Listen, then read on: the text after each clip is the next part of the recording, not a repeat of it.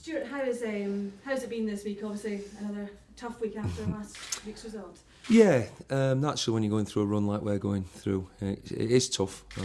We've got a group of players who over the past few seasons have been used to winning football games, and we're not doing that at the moment. So it is difficult. But I think from a manager's point of view, as disappointed and gutted as I was after Saturday, it's no good moping about. I've got to show sort of a lead really, and I think it's been good.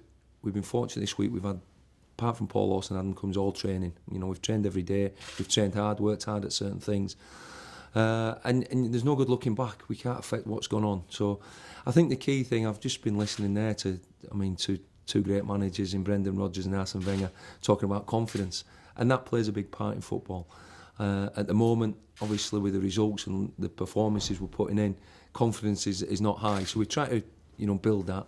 But I think the only way to do that is by putting better performances in, individually and collectively, and obviously getting results.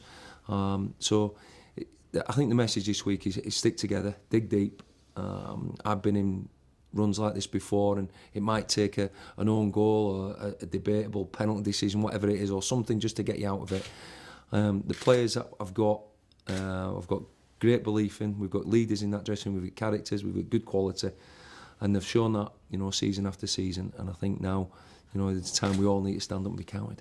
Can you perhaps use the inspiration from the game at Pittodrie last season to give you a bit of excitement going into this one? Yeah, listen, I've never watched. I've watched the last 2 minutes of that game back 1,000 times, but I've never watched the game until yesterday, and I watched the game back. And in all honesty, we've defended really well, which we'll need to do again.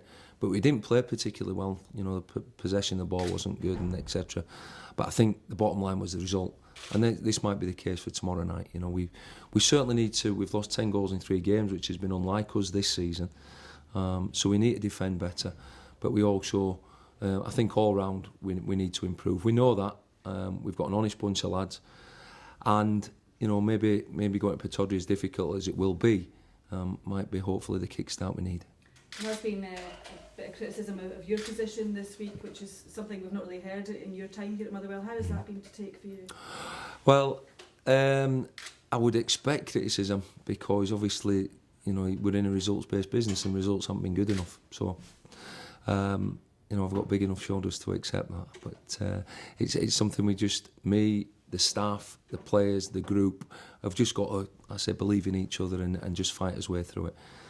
This is obviously probably the toughest time you'll have had, though, being manager of Motherwell. Yeah, possibly. We've had some individually poor results in cup competitions, but I hate losing no matter what I do. So the run that we're on is difficult. But as I say, listen, bigger, better managers than me have been through it. So you've just got to believe in yourself. I think I've had a lot of support from people within the club, my family, and other people in football, that everyone goes through, periods like this.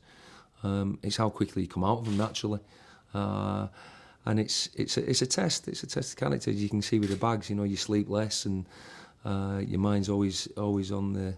But I always put myself under pressure anyway to succeed, and that's how I always will be. But as I say, I've got belief in the lads out there, and we need to be strong. And in a funny way, do you almost relish the challenge? Well, that's a good point, because that's what I think the key is. We can't be fearful of losing. We've got to relish the challenge of being winners again, and that's a challenge for all of us. To get bit between his teeth. Desire and hunger should be a given in football. Obviously, confidence and luck are fragile things, but it's a challenge, and we've got to rise to that.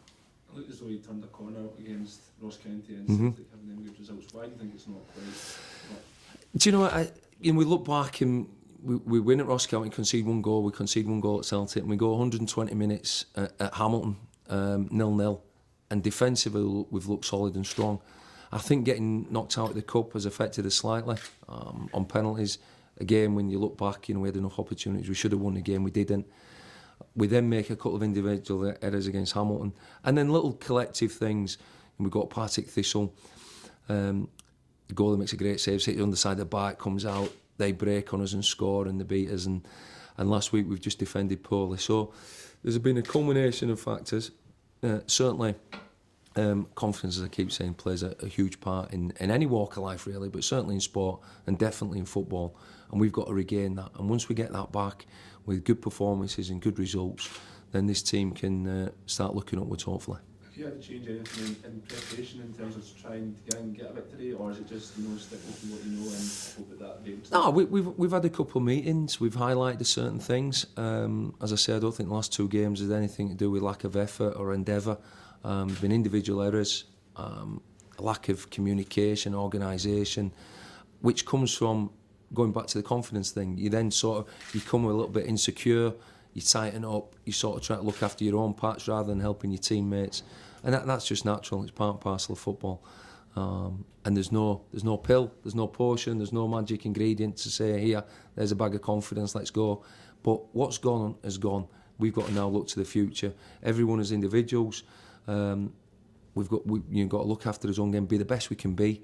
You know, being a manager, being a coach, we analyse, we try to be prepare correctly, and then. You know, you go into a game of football and there's winners and losers. We've got to start turning it around and make sure we start winning. What have you made of Aberdeen's start to the season? I think Derek will probably say a mixed bag. I think they've got a terrific squad, good management set up, obviously backed by good fans. But unusually for them, we speak at Mark Reynolds in the when we were away with Scotland, they've lost a few goals, which is unlike them. I think they managed to beat Inverness 3-2 and draw with St Mirren at home 2 each, beat Dundee 3-2 and then obviously lost 3 at Hamilton. So they're normally really built on a strong defensive base, but they're scoring a lot more goals. We like to good Willie, Rooney, McGinn, Paulett, Hayes. They've got lads in the side that can score and create. So it's always difficult going up there. But I think we've got to focus on ourselves. We've got to get back to being tough to beat, but also create chances as well and get that balance. What do you feel about this game being on a Friday night, the big distance between the sides as well? Yeah, listen, I don't mind Friday night games. Obviously, if they're local, when we're playing Partick Thistle or Hamilton, or if Dundee are playing Dundee United, whatever. I think to play at Aberdeen is. But I think that the strange thing is that we've got three Friday night games on the trot. Not being on TV once, and then we have 3 Friday nights. I think it's really unfair on the punters naturally. But an odd Friday night game, I don't mind. So hopefully, when we're coming back down from Aberdeen, we'll be smiling. Is this maybe something you looked at during the summer, during the close season when you?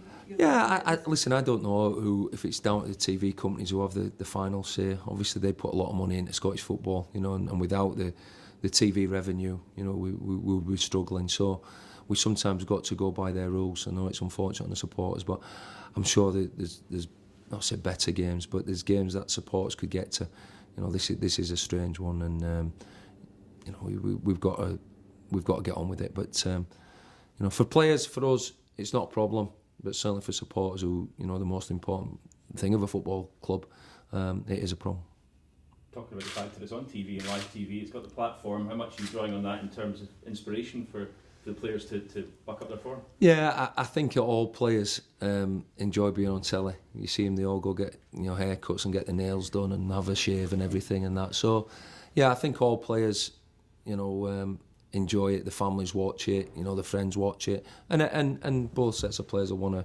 You want to be the best you can be normally, but being on TV adds a little bit extra to them. Not to me, but certainly to them.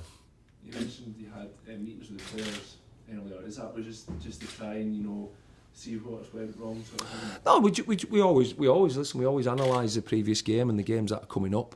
But I think this week probably went on longer than they normally do. But as I said before, we've got an honest bunch of players, and what we were saying, was totally agreed by everyone.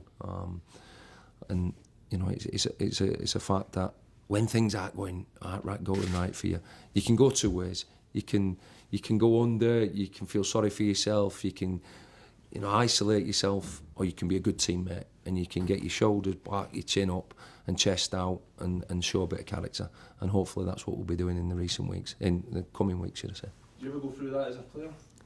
Yeah, regular. Yeah, if you ever saw me play, I went through it regular. And you do have crises of confidence sometimes. Certainly when I was younger, I remember not being able to put a couple of corners in, and lost all the corners, didn't want the ball, things like that. So it does affect you. But as I say, it not only does it affect, it doesn't matter what age you are and how experienced you are, it can affect everyone. As I say, you can see the top snooker players, the top golfers, you know, Tiger Woods, for example. You look back at him, Rory McIlroy, over the 12 months previously. You know, once you start, not having that self-belief and lacking a bit of confidence, instead of being on the front foot, and instead of sort of playing as if you're walking on air, you're playing with lead boots on, and everything's a struggle for you. Well, there's only one way to get out of that, is get back out in the park, get your minds, focus yourself, give 100%, improve your performance, improve the results. Sounds easy, but it's not, it's difficult, so you've just got to dig in, and it's about strength of character. Got guys coming back, anyone else that's likely to miss out? Or? No, good. I mean, there's only Paul Horse and Adam coming, so for this week, last week we had a few off ill and we had a couple missing injury, but the pleasing thing this week that we've had 18, 19 players training, which has been really good, so hopefully that'll benefit us. Is that the first time you've had that this season?